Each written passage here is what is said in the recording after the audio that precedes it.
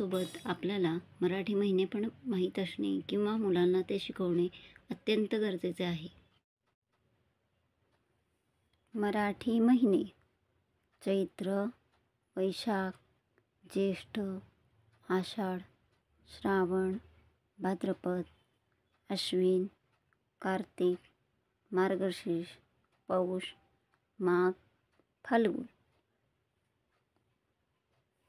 पुन्हा बघूया. मराठी महिने: चैत्र, वैशाख, ज्येष्ठ, आषाढ, श्रावण, भाद्रपद, अश्विन, कार्तिक, मार्गशीर्ष, पौष, माघ, फाल्गुन.